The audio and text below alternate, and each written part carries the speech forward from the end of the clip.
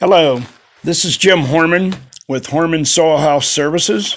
Today I'm going to be talking about how soil health can improve water quality and reduce nutrient runoff. So when we look at water quality, a lot of this has to do with how we manage our soil. So plants supply that soil with energy, and we're using photosynthesis from the sun to add sugars and glues to the soil.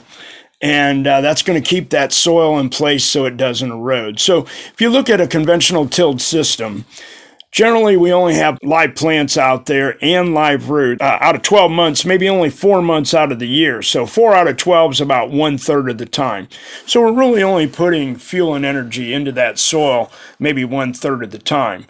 When you look at a no-till with a cover crop system, what we like to call ecological farm, our goal is to have live plants out there 12 months out of the year, and these plants are going to supply the microbes with the food they need, and the microbes are going to supply the plants, recycling nutrients to them. So the plant roots feed the microbes, and then the microbes feed the plants. So it's really important that we keep live roots out there and that we have fuel and energy going into that soil 100% of the time. So our goal is to have 12 months out of every year have live roots and live plants recycling nutrients in the soil. Also, you might notice that this tractor is purple, and I'm sure nobody's ever seen a purple tractor before. One of the reasons I made this tractor purple when I did these diagrams is because I really don't want to tick any farmer off that has a green one or a red one, so that's why we use this purple tractor. But as you can see, these soils are vastly different, and part of the reason is because of how we're managing them. So we look at the next slide. Soil microbes harvest and recycle nutrients. In a conventional system, we have a much smaller microbial population. Now, initially, when we first till the soil, we're going to get a great big burst of microbes in the soil. That's because we're adding a lot of oxygen. And you'll notice with this rusty combine we have on the left where we're doing conventional tillage, there's a lot of black smoke coming out of that rusty combine. That represents all the carbon that's being lost from that system. But what happens is, I like to say the microbes feast for a week, then they starve for the next 3, 4, 5 months. Under our ecological system, where we're using no-till and cover crops, we have a much larger microbial population, and we're keeping more of the nitrogen, the phosphorus, and the carbon in that system. And it's the carbon that's going to tie up a lot of the nutrients in the soil short term and then make them plant available to the next crop. Here we're showing where tillage burns off the soil organic matter. We have this purple tractor, and it's pulling a tillage tool. And you notice the little whirlwinds. Within the first 5 to 10 minutes that you till a soil, there's a tremendous amount of carbon goes up into the atmosphere. On the right-hand side, where we've got cover crop growing, you'll notice that most of the nitrogen and phosphorus is being tied up by the roots, whereas on the left-hand side, where we're doing conventional tillage, the nitrogen and phosphorus is either going up into the atmosphere from denitrification, or a lot of that phosphorus can be lost to our water. When we tie it up in an organic form on the right-hand side with the ecological farming, we're going to keep that nitrogen and phosphorus moving forward to the next crop. On our next slide, we look at what is the nutrient fate of these nutrients in the winter, say late winter and early spring. Well, late winter, we start to get melting snow, and because the nitrogen and the phosphorus in a conventional system isn't tied up organically, it can easily flow with the water, and it ends up either running off the surface or getting into our tile lines through preferential flow. That's because we don't have any live roots out there to absorb those nutrients. On the right-hand side, where we're doing ecological farming, we have cover crops. And the cover crops do what? They absorb soluble nutrients like nitrogen and phosphorus and keep those nutrients recycling to the next crop. When we look at some of the soil erosion losses that have occurred, here's some Iowa data that shows 5.5 tons of soil erosion has occurred per acre since the 1850s. They have lost somewhere around 6.8 inches of topsoil on average in Iowa cost every single acre. This has resulted in corn yield reductions that they've recorded of 11 to 18 to 29 bushels per acre. The cost estimate is around $1 billion per year in just the state of Iowa alone. 30% of this lost erosion is due to gully erosion. And when we look at the replacement of soil, actually soil does replace itself. What happens is the rocks in the soil break down into the mineral portion, and they break down into sand, silt, and clay. And this occurs at about a half a ton per acre per year. So when we're losing 5.5 ton per acre per year, and we're only replacing it at 0.5, that's 11 times, anywhere from 10 to 11 times loss that is replaced. So that is not sustainable, and we need to make sure we can try to change that. When we look at some of the national data, soil erosion, we should be measuring soil erosion in pounds, not tons. So here's the national data. The average national rate of erosion is 7.6 tons of topsoil loss per acre per year. If we convert that to pounds, that's 15,200 pounds lost per acre. What's our average soybean yield? It's right around about 50 bushel per acre, and at 60 pounds per bushel, that's about 3,000 pounds of soybeans per acre. So when we do a soil loss to how many soybeans we are producing, our ratio is we're losing 5 pounds of topsoil for every 1 pound of soybean that we produce. So for every 10 pounds of soybeans we're producing, we're losing over 50 pounds of topsoil.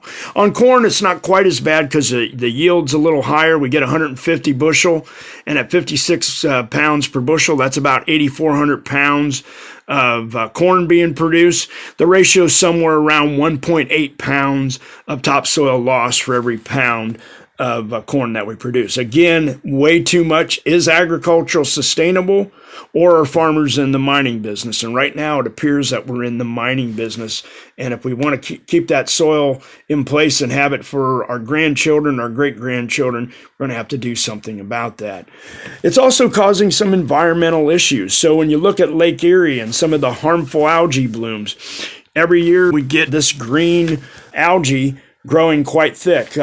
Back in 2011, actually the Toledo had to call in the National Guards because they didn't have clean water there, and they had to give everybody clean drinking water. Everybody should have clean drinking water. At that time, the algae were so thick, they were like 6 to 8 inches deep on the on Lake Erie, that when the ships came in, it physically slowed them down. And you can see by this map that there's Detroit, there's Toledo, Cleveland, there's almost 11 million people get their drinking water from Lake Erie. So it's real important that we keep Lake Erie clean by keeping the nutrients out of Lake Erie and also keeping the soil out. There is a lot of renewed concern about the nutrient loading. The issue in the 1960s and 70s, we kind of looked at the total amount of phosphorus that went in. We know that phosphorus is a big factor in the cyanobacteria. We call them algae, but really they're cyanobacteria. In the 1990s and 2000s, we determined that it was the dissolved reactive phosphorus that was causing the problem. Here's just a couple facts about our phosphorus use efficiency. We're only about 10 to maybe 50% efficient, or on average around 25%. So what does that mean? That means that for every 100 pounds of phosphorus that we put on, only about 25% of it ends up in the plant. Almost 80% of the phosphorus runoff comes from only 20% of the land. About 30% of the soluble reactive phosphorus is coming from surface water that goes over land. About 70% is actually coming from the preferential flow. That means it's coming down through cracks and getting into our tile. A lot of that phosphorus is attached to soil particles, okay? And we'll talk about that a little bit later. When soil gets into the water, a lot of this phosphorus will dissolve, and that becomes your soluble reactive phosphorus. 60 to 90% of the phosphorus runoff only occurs in the 1 to 2 most intense rainfall events that occur each year. It's the big rainfall events that's causing most of the problem. When we get a half inch, a quarter inch, even up to an inch of rain, we'll get a little runoff, but very, very little. majority of it comes when we get those big 2-3 big gully washers. Those are the ones that cause most of the nutrient runoff. While phosphorus concentration, soil concentration is really critical, most phosphorus runoff comes from fields that are close to the stream. So there was some research done in Pennsylvania, and they had a very high soluble phosphorus on the hills, and then down close to the stream, they had low soluble phosphorus. Where do you think most of the phosphorus actually came from? It actually came location, whatever's closest to the stream, that's where most of the phosphorus comes. So even though it was high, if you can keep it protected up there on the hills and not have it run down, it'll stay in the soil. But if it's close to the stream and it has easy access to get into the water, that's where we're getting it, even though it was at a much lower concentration. So that was some research done in Pennsylvania. Tillage is breaking a lot of our cycles. We're finding out that the water cycle is not performing the way it used to. It's also having an impact on the carbon cycle, the nitrogen cycle, and the phosphorus cycle. So I've got a couple examples that will show you this. So here's an example of a broken carbon cycle and the effect on nitrogen and phosphorus. 50 to 70% of the loss of carbon has occurred in our tilled soils. Okay, we've lost 50 to 70, sometimes as much as 80% of the soil organic matter. Soil organic matter is roughly about 50% carbon. Carbon and soil organic matter store soil nutrients, they buffer pH, they buffer your soil temperature, and they also help to store water. So here's a question I'm sure maybe you haven't heard. How much carbon does a 200 bushel corn crop need per acre per day? Now, carbon's one of those free things. We get it from carbon dioxide. And, you might ask yourself, well, how much do I need to get 200 bushel corn? You actually need 100 pounds of carbon in the form of carbon dioxide per day to reach 200 bushel corn. Now, where does that carbon come from? Well, most of us have been taught that it comes from the atmosphere. But here's the problem. At roughly 400 parts per million carbon dioxide in the atmosphere, you would need 32 to 33 cubic acres of air to get 100 pounds of carbon. So where is that carbon coming from? It's actually coming from the soil. So here's something you need to think about.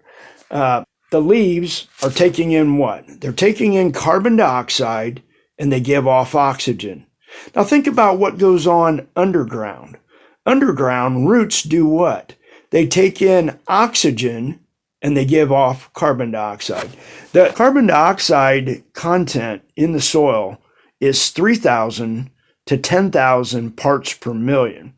And that number actually goes up to almost 20,000 parts per million just because of the cooling of the air and the way the soil is. It actually moves up into that soil profile.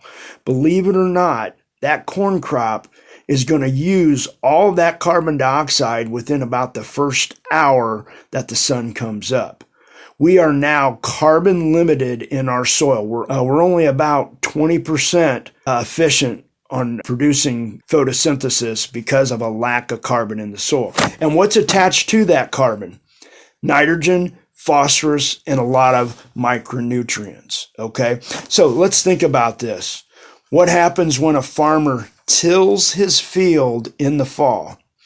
When he does that, he's releasing all that carbon dioxide into the atmosphere, and what happens to that carbon? Trade winds take it from the west to the east, and most of that carbon ends up in the Atlantic Ocean. What happens to the phosphorus and the nitrogen? The phosphorus and nitrogen are released from the carbon, from the soil organic matter, and it's going to end up in our rivers and streams, and it either ends up going through Lake Erie and to the Atlantic Ocean, or it ends up going down to the Mississippi River to the Gulf of Mexico. So that is the effect of fall and even spring tillage. A lot of those nutrients, the carbon, the nitrogen, the phosphorus, can be lost. And that is creating a broken carbon, nitrogen, and phosphorus cycle. It's also having an impact on our water cycle. Okay. Soluble reactive phosphorus. What happens? How does it get into the surface water? Well, there's an easy formula that we need to look at. There's two key factors. It's the concentration of phosphorus in the soil, and it's also based on a transport factor. So what we do is we have to take the concentration times that soil concentration times that transport factor, and that'll give us pounds of phosphorus lost in surface water. And we'll go through a calculation like that in just a minute. Do you know that just 1 pound of phosphorus in Lake Erie will produce 500 pounds of harmful algae blooms? Actually, these are cyanobacteria. So it doesn't take very much phosphorus to cause a problem in Lake Erie. Let's take a look at some of our nitrogen, and we'll also discuss some of the phosphorus. But high fertilizer costs and a lot of inefficiencies are causing poor soil structure, and a lot of this is the poor soil structure is causing compaction from tillage, and it's increasing our nitrogen losses. We're not very efficient at keeping nitrogen in the soil just because of the poor soil structure and the tillage that's going on. We have this compacted layer in the soil, anywhere from about 6 to 8 inches deep. Bulk density here is it starts at about 1.9 in this diagram, and that's high enough that the corn roots cannot penetrate that, and they go off at an angle. We call those J roots. But with all the tillage, where nitrogen losses are anywhere from 5 to 50% on volatilization. We're losing 20 to 40% of our nitrogen from leaching. Denitrification from these compacted soils on our heavy clay soils in Ohio. We're losing 40 to 60% of our nitrogen in our soil. Soil erosion can be anywhere from 0 to 100%. Think about it. All that organic matter is high in nitrogen. It's about 20 to 1 to 10 to 1 ratio. And so we're of carbon to nitrogen in that organic matter, and so we can lose quite a bit, and the residue all tends to float. Free-living bacteria in the soil, they can produce anywhere from 20 to 100 pounds of nitrogen.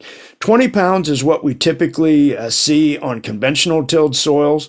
On really healthy soils where we have very good soil structure, we can get up to 100 pounds of free nitrogen just from the proteins that the microbes are making.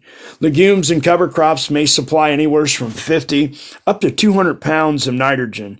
And at about 40 cents a pound, that's worth anywhere from $20 to $80 of nitrogen added per acre per year with legume cover crops. Soil health, what are the 4 R's for nitrogen? Well, what we're finding, at least in a no-till system, is we need about 40 to 60 pounds of nitrogen with our starter. That will help to break down a lot of the carbon that's in the soil from the cover crop roots. The right source, well, the best sources are actually proteins. This is a biological system, or amino acids, but they're fairly expensive. So liquid urea, ammonium, and nitrates are usually how we put them on. Now I'm going to go to the bottom. One of the things that we talk about are nitrates promote vegetative growth, while ammonium promotes reproductive growth. So if you're going to put out a corn starter, it should be somewhere around 20 to 30% nitrate and maybe 70 to 80% ammonium if you really want to promote productive growth. Where's the right place? Put it below the ground, either in a 2x2 or a 2x4 placement. And when's the right time? Early spring at planting on corn, when the microbes are at their lowest population. That's when we need a little extra nitrogen. We do not want to put it out in the fall when it can be lost. And so you got to be a little bit careful, and we got to look at what kind, the right rate, the right source, the right place, and the right time. It's very important that we follow all these rules to maximize and to optimize, I should say, our corn yields. Let's talk a little bit about phosphorus and soil testing. So when we look at total phosphorus, it's made up of 2 components. There's the dissolved phosphorus, which we can measure, and then there's the particulate phosphorus. Particulate phosphorus is just phosphorus that's attached to a soil particles. And what we know is if we take some of these micro aggregates, these very small pieces of soil, and if we put that in water, it will dissolve and it will become dissolved reactive phosphorus. And so there's really two sources. It's just dissolved phosphorus that is naturally leaching out of the soil, moves with the water, but also phosphorus that's coming from the soil particles. And that's the total phosphorus. Most of the current research is being done on just dissolved reactive phosphorus, but we need to spend a little bit more time looking at soil erosion. Recent studies showed that if we just could reduce soil erosion, we could reduce dissolved reactive phosphorus by a significant margin. 30% of the particulate phosphorus becomes dissolved reactive, or what we call soluble reactive phosphorus in water. So it's very important that we reduce both soil erosion, and if we concentrate on soil erosion, we'll also have a positive effect on that dissolved reactive phosphorus in Lake Erie. Phosphorus information, this is just a couple of diagrams. It shows how that clay particle is holding onto that phosphorus, and it's the organic matter that surrounds that phosphorus. When we do tillage, a lot of that organic matter, that soil organic matter, is oxidized and it's lost. That exposes that phosphorus, and when we put a clay phosphorus microaggregate in water without very much organic matter, that phosphorus can disassociate and can dissolve, and then becomes dissolved reactive phosphorus. So it's very important. About 50 to 75% of the available phosphorus in the soil is in an organic form. So if we can keep it in an organic form, it's protected and it's less likely to leach out in the soil. And it forms this bridge with the clay particles to kind of tie up that phosphorus. So that's what we're trying to do. How is phosphorus used? Well, it's a very essential nutrient for all life processes. It's a part of our DNA. It's also the lipid bilayer in most cell membranes, so phosphorus is very important. We also use phosphorus for ATP, so that's energy production. And so if you don't have phosphorus in the system, enough phosphorus, you're not going to have enough energy for these plants to grow. And it also, phosphorus is in our bones and in our teeth in animals. So phosphorus is very important for both plants and animals. Here's a picture that just shows two plots that were done over kind of in the Coshocton area. This picture wasn't actually taken in Coshocton, but it kind of shows what happened. Where they had conventional tilled soils, they had greater than 1,500 inches of runoff over a 40-year time period, just because of the compaction and the poor soil structure. Where they had long-term no-till fields, they had less than 7 inches of runoff over 40 years, okay? Most of that occurred within the first 1, 2, 3 years until that soil healed itself. And you'll notice, at least on this picture, now this wasn't taken at Coshocton, but where the water did go off of a long-term no-till field, the runoff was clear. And when it came off of a conventional tilled field, it was very dirty. And that dirty water is going to have a lot of nutrients in it, nitrogen, phosphorus, and other micronutrients. So that's the impact of those disturbed aggregates from the tillage. Saving nutrients in the soil is really related to the speed of water.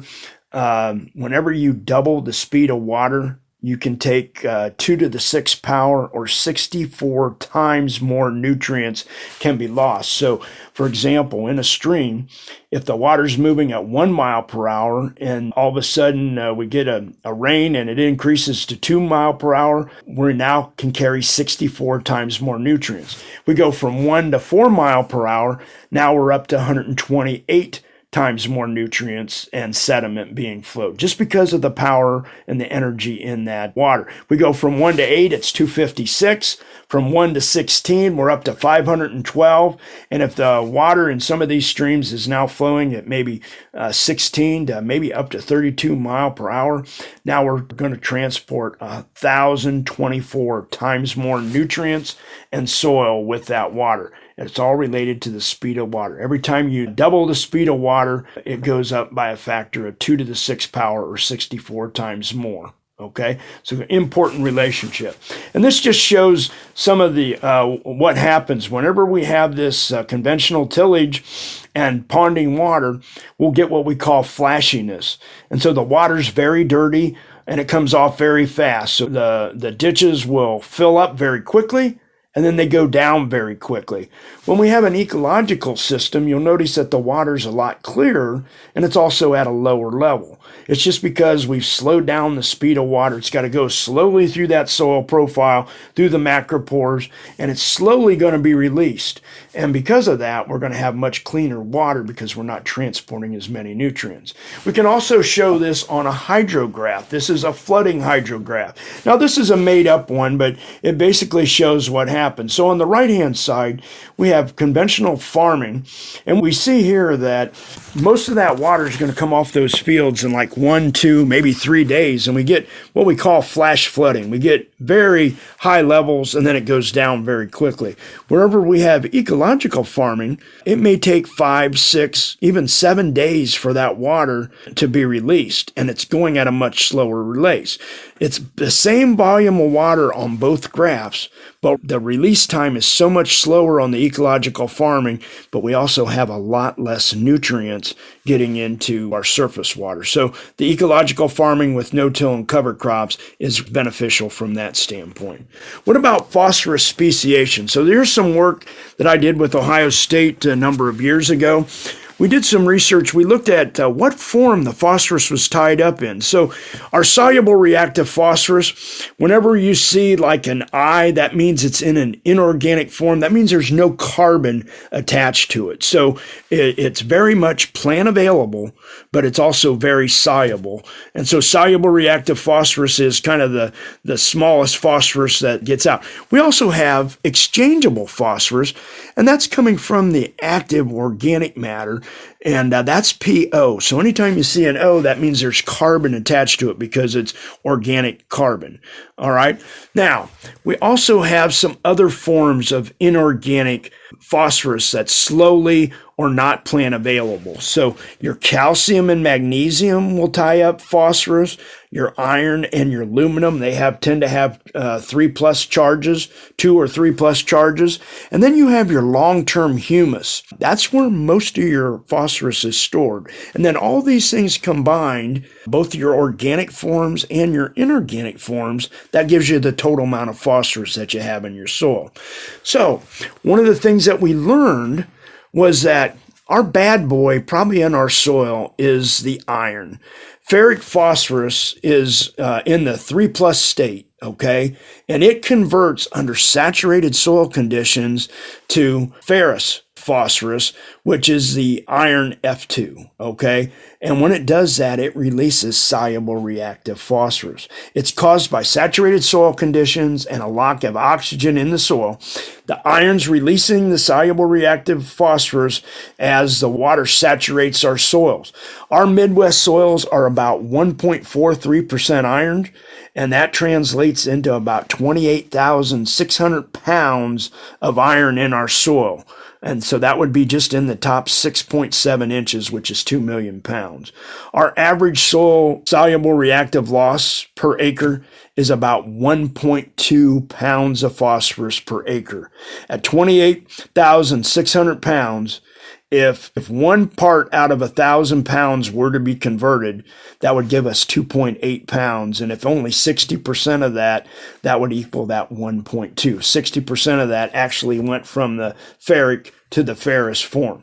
Now here's the other bad news. When the soil dries out, it will convert back from the F2, which is the ferrous, back into the ferric, the F3. Okay.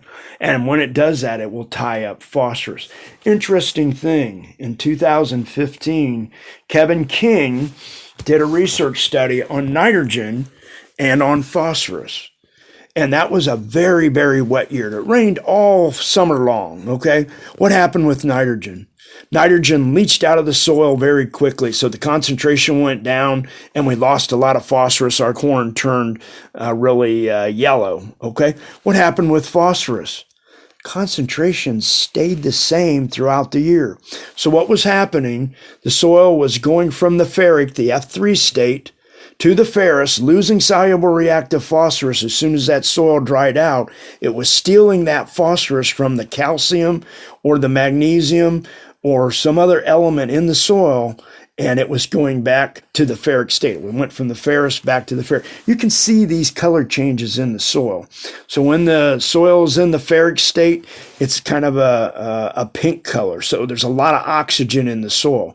When the soil becomes saturated, the iron will turn a bluish gray color, and that's when it's losing its phosphorus when we have saturated soil conditions. So a lot of this could be related to the amount of iron that we have in our soils. Just to look at some research that we looked at a lot of different crop rotations. We looked at a corn, soybean, wheat, corn on soybean, soybean on soybean, alfalfa. We looked at some grass waterways, and we looked at forested areas.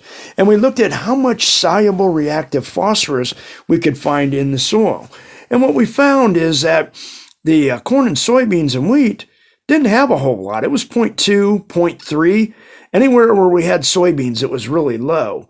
But where we had grasses or we had a lot of organic matter, we had more soluble reactive phosphorus. Now, is this a good thing or a bad thing? The answer is we really don't know. This is just one point in time. The good news is still in the soil. The bad news is we're not sure that the corn, soybeans, and wheat, or wherever we had the soybeans at, we're not sure if it was there to begin with. We'll see some data later that will maybe clarify this a little bit. But what about the exchangeable phosphorus? Well, wherever we had alfalfa or something living and growing, we had very high levels of organic phosphorus. Where did we have the lowest levels of this exchangeable active phosphorus? It was wherever we had soybeans, okay, 0.3, 0.6. And then if you look over at the aluminum and iron ratio, we want that to be low. Which ones had the highest? Well, it was the highest where we had soybeans. And so that's in a form that we don't want it to be. We want to keep most of it either as the EP, which is your active carbon, or we want to keep it as the humus, which is your RES phosphorus. That's your humic phosphorus. And we can see there that most of the time there wasn't a big difference, but at least where we had live plants, we tend to be on the higher side. Those are all A. So anything that's an A is separated from a B. That is significantly different. Vegetated fields had much higher soluble reactive phosphorus, but they also had more organic matter. Kind of indicates that maybe they're keeping it in that soil profile. Okay, what about cover crops versus a control? Wherever we had cover crops and long-term no-till, our soluble reactive phosphorus was 0.34. Where we had the control, the soluble reactive phosphorus was 1.42. It was 4 times higher. That means under saturated soil conditions, it was being released. Okay, and you'll also see the cover crops had a lot higher exchangeable phosphorus, which is again your active phosphorus, 8.8 times higher than where we had the control. So the cover crops in the no-till had significantly lower soil concentrations of phosphorus, but they also had much higher levels tied up in the exchangeable and in the humus in the soil. We also looked at a couple different soil types, and so Pewamoe soils are a mollisol soil that has a lot of organic matter. So we did this in Mercer County, and we looked at some fields that had relatively low, less than 25 parts per million for Mercer County. That's a pretty good number, but 25 parts per million. Then medium was 25 to 75 parts per million phosphorus. High was 75 to 150. Very high, we had some fields that were really high, 150 to 300, and we even had some that were greater than 300 parts per million. What's disturbing about this is when you look at the second last row, look at the ratio of the humus to the iron and the aluminum in the soil. The higher the number, the better. The best fields were our grass and our woodlands at 9.5 to 7.2. But you can see that at low levels, we didn't do too bad. We were at 5.3, but then the numbers started to drop. And what that means is that a lot of this iron can be converted to soluble reactive phosphorus because it's not tied up adequately in the soil. Okay. Also, we took some research. This comes from Brady and Wiles. They did some research on a forested watershed, and they looked at what the phosphorus content was. And they found out that soil organic phosphorus was around 645 kilograms per hectare. Now, don't get too excited. If you want to convert kilograms per hectare to pounds per acre, just take that number times about 0.9. So we had roughly, what would that be? About 580 pounds of organic phosphorus. If you take the inorganic phosphorus in this forested watershed was 275. If you take that times about 0.9, you're looking at about 230 pounds of inorganic phosphorus. What was the runoff?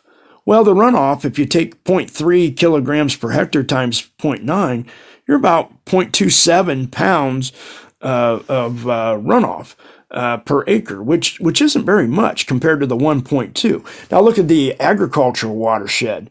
Yes, it had a little higher inorganic fractant, and it had a lot less organic matter. The mineralization was 4 times higher. The runoff was 8 times higher. So 2.4 would be almost over 2 pounds of phosphorus running off per acre in those soils. It just shows the benefit of having live roots and having organic matter in your soil. Has phosphorus changed? No, but weather and some of our farming practices have. So weather's probably the biggest thing. We have a lot larger number of storms, higher intensity, longer duration. Whenever you have longer, higher intensity rain, that means there's more flooding. That just means that iron can lose a lot of that nitrogen. The other key thing that has changed, though, is the things in red. Vertical tillage now is very predominant. And what that means is we're now tilling our soil at a shallow depth, 2 to 3, 4 inches. We're creating a new hard pan.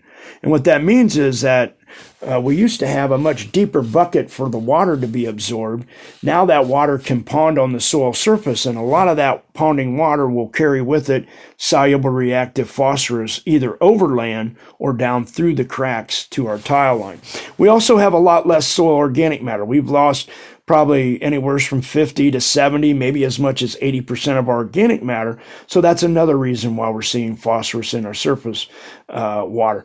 But another thing that has changed is we have a lot less acid rain. So what impact does that have? Well, anytime you have acid soils, the iron in the soil is going to hold on to it very, very tightly.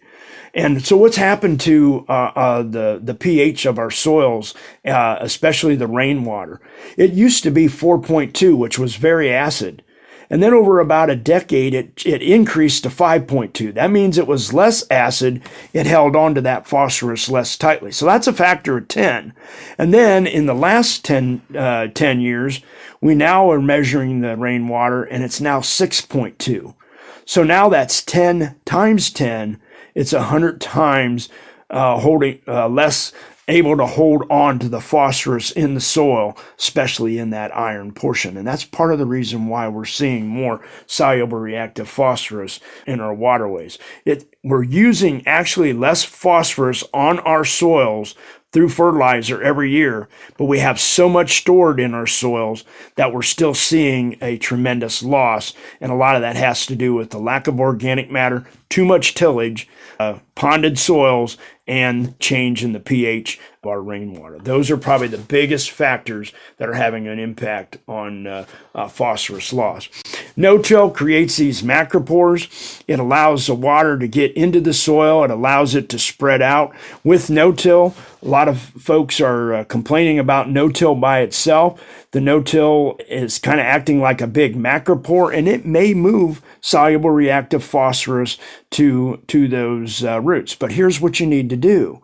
You got to fill that hole, that macropore, with a live root. Live roots do what? They absorb soluble reactive phosphorus and soluble nitrogen. And so what happens is when we have a no-till and a cover crop system, first of all, you need to have that residue on the surface that will slow the water down, get it into the soil profile.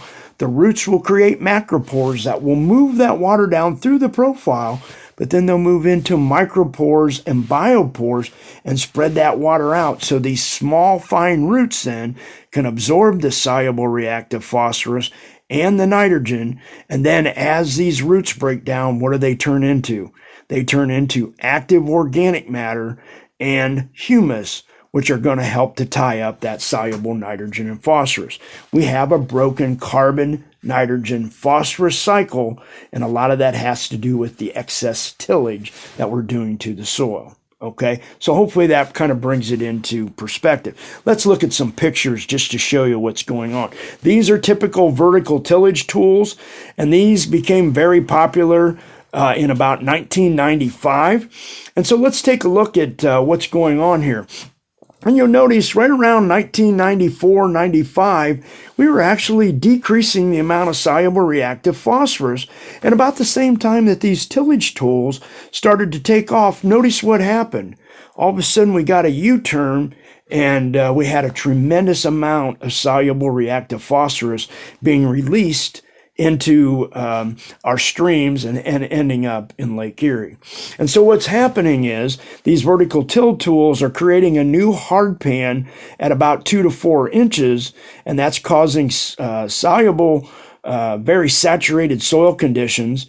And with the acid rain and with the iron in the soil, a lot of that iron is releasing soluble reactive phosphorus, and it's either going to flow off the surface, 30% loss off of the surface, or 70% loss through the tile lines right down to our tile.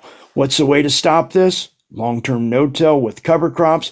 We restore those carbon, nitrogen, phosphorus cycles. We keep the nitrogen and the phosphorus tied up. So that's what's going on there. So here's a phosphorus cover crop quiz, just to give you an idea, see what's going on. Cereal rye, this is something that one of our extension people was touting, and they didn't exactly get it right. They kind of failed this quiz. So they had some data that showed cereal rye had 5 inches of water runoff, and the phosphorus concentration was roughly about 20% higher in bare soils. Where you have soils that are very healthy, you're going to have more biological activity. So 20% higher sounds like a lot, but it is significant. He was looking at this and he said, well, because it was 20% higher, he said that means that soil was worse. But was it really worse? A soil that was bad at losing phosphorus? We'll take a look here when we do the calculation. A bare soil had 8 inches of water runoff. And again, when I say water runoff, that's your transport factor. Okay, so we're going to do the math on this. But it had 20% lower phosphorus concentration. So let's just say the bare soil had 1 part per million phosphorus, whereas the cereal rye had 1.2. Which field, the cover crop field or the bare field, had the lowest total phosphorus load of soluble reactive phosphorus getting into the stream? Do you really have enough information? Well, you got half of the information. So let's take a look at the equation. It's a phosphorus concentration in the soil times the runoff volume plus the phosphorus concentration of the sediment times the sediment volume. That's going to give you your phosphorus load. So plants take up about 0.2% phosphorus in their biomass. So we can use some of these numbers to help us out. Now, we know that on average in Ohio, we're losing about 2.6 tons of sediment lost on conventional soils. A soil that's covered with cereal rye, we're going to estimate it at about 1 ton. And in a lot of cases, it may only be 100 to 300 pounds, but we'll just give it the benefit of the doubt. So let's do the calculations. On just the runoff, conventional soil, 8 inches times 1 part per million gives you a factor of 8. Okay, and that could be 8 pounds or could be whatever. But let's just take a look at that. That's 8. What about cereal rye? At 5 inches times 1.2, it has a factor of 6. So obviously, in this case, the cereal rye did much better than the conventional. Okay, now let's take a look at the sediment. Conventional system lost 2.6 tons of topsoil times 1 part per million of phosphorus. That's 2.6. Cereal rye at 1 ton times, even though the concentration was higher at 1.2, that's 1.2. So again, wherever we have cereal rye, long-term no-till, we're going to have less phosphorus runoff as soluble reactive phosphorus than where we have conventional tillage. Okay, so it just shows you how you can use some of these numbers to figure it out. Now, there was actually some research done on this in Fort Wayne, Indiana in 2015. What did they find? Where they did long-term no-till and they compared it to vertical tillage, 3 times higher soluble reactive phosphorus runoff. okay? What about on total phosphorus? 3 times higher total phosphorus runoff, higher on the vertical till versus the no-till. What about the sediment runoff? Sediment runoff was 5 times higher where they had vertical tillage versus no-till. Just kind of shows you that the long-term no-till and the cover crops are beneficial to keeping not only sediment, but also keeping the nutrients on the land. There's also some other good pictures that came from Indiana. In Northeast Indiana this year, this I think was about 2015, they had a 2.5-inch rain. It was a very fast, hard rain, and it was just north of Fort Wayne, and they had 3 fields that they looked at. Field 1 and Field 2 were conventional. Field 3 was a long-term no-till with a cover crop. And you can see creeks are in green there. So let's take a look at what these fields look like. Well, you can see where they tilled the soil. That ditch, first of all, is just full of muddy water, but there's also a lot of ponding water. And when we have ponding water, we're going to lose soil and we're going to lose nutrients, especially nitrogen and sulfur. So this was a field 1 conventional field. And this just shows the level of the water in the ditch, the open ditch splitting field 1. Notice the water level. And then we go to field 2, and this is a conventional field. And right where that arrow is a catch basin, which is covered up. And you can see the amount of ponding and how dirty that water is, okay? Then, now we're going to field 3, and now we have cereal rye on both sides of this ditch. Notice, what do you notice about the level of the water in the ditch? Well, it's quite a bit lower. That means there's less water coming off this ditch, okay? And there's something going on in the left-hand corner. Well, if you look in the fields, you'll notice that the water's clean, and it doesn't have as much sediment in it. It's actually much clearer, and the water runoff is also clear. Now, it doesn't mean that there isn't any phosphorus in it, but there's going to be a lot less phosphorus and nitrogen and soil in clear runoff than what there is in muddy runoff, okay? So again, it kind of visually shows what we've been talking about throughout this presentation. Nutrient losses they're actually somewhat related, the nitrogen, the phosphorus, and the potassium.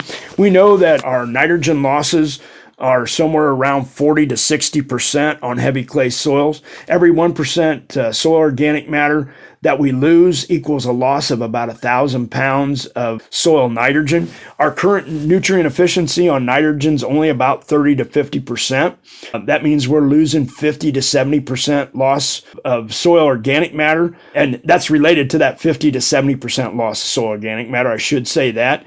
And why is that? It's simply because 80 to 90% of the nitrogen is tied up by the organic matter. So if you lose your organic matter, you're going to not have very good nitrogen use efficiency. So we know that compaction creates a lot of nitrogen losses and a lot of nitrogen nutrient bad efficiency. We're just not getting very good efficiency. What about phosphorus?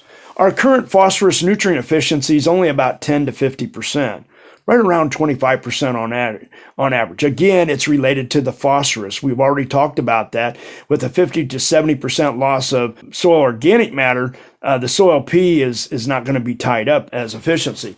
Again, 90% of that phosphorus runoff occurs with the most intense rainfall events. That's because we don't have the organic matter at the surface to get it into the residue at the surface to get it into the soil and to spread it out so that live roots can tie it up. Again, 30% comes as runoff over the surface, 70% from preferential flow. Now here's one you may not have heard. One of our researchers, Steve Coleman at Ohio State, was noticing something. He says tillage is reducing the amount of potassium plant uptake. They were doing some studies on phosphorus, and they soil tested the soil, and they got, let's just say a level, we'll just round it off and say it was 200 parts per million on potassium. And then they applied potassium fertilizer, and then when they went and retested the soil, it was considerably less than 200 parts per million. It looked like they lost phosphorus. So what was happening? Well, Steve didn't seem to know, and I went up and talked to him later, and I said, Steve, have you ever heard of potassium induction? And he hadn't heard about it. And not that I'm smarter than anybody else, but I happened to read about it in a geology book. Under saturated soil conditions, what happens is the phosphorus is lost through iron, but potassium gets tied up in the clay particles. So I asked Steve, I said, Steve, did you till that soil in? He said, yeah, we used a vertical till tool. I said, did you get rain after you applied it? Well, he said, Jim, the last 3 years have been very wet. And so what this shows is that potassium, it's still there. It's just tied up and it becomes sealed and fixed in those clay particles. So who knew, and a lot of this is also related to iron, okay? So who knew that both nitrogen, phosphorus, and potassium are highly related to soil structure and to soil compaction and to tillage? We're getting negative results from doing too much tillage and the soil compaction. Organic matter is kind of like your mom. Your soil organic matter, it buffers pH. It makes nutrients of plant available. It buffers soil temperature. It's kind of like a blanket. During the winter, it keeps it a little warmer so the microbes stay warmer. And during the summer, it keeps it a little cooler so that the microbes don't get too hot.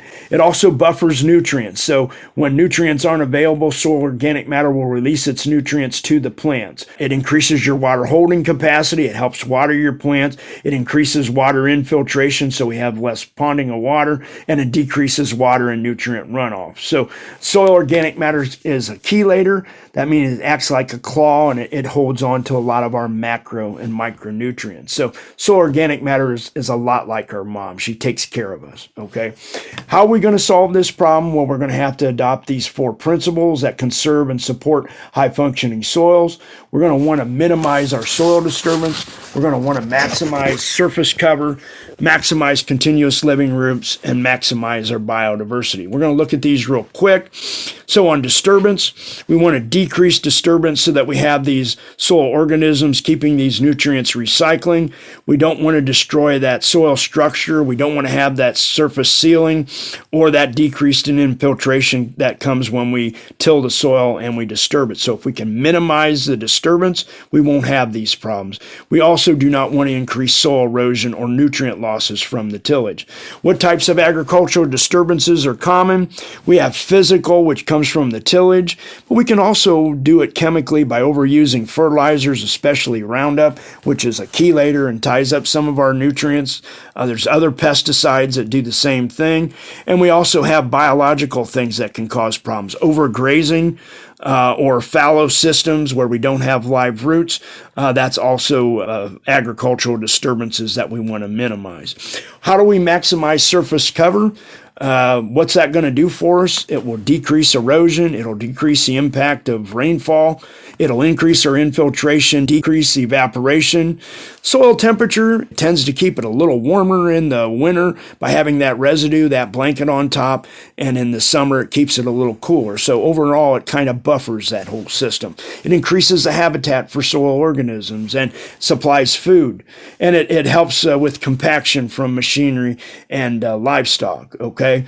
And then it also, we want to increase that surface residue. No-till soils can compact a little more dense, but part of the way that you alleviate that is by adding more roots, and then eventually that soil will become less dense. So that's why we have that arrow going sideways. Both it helps, but it also, just no-till by itself is going to make our soils a little more dense, and then with the roots we're going to start to loosen that soil up so we have more macro aggregates and less micro aggregates, okay? How do we maximize living roots? We grow a crop in the off season. We avoid fallow and recropping, try to decrease our recropping intervals. That just means that we want to have something living and growing out there all the time. We don't want to have fallow systems.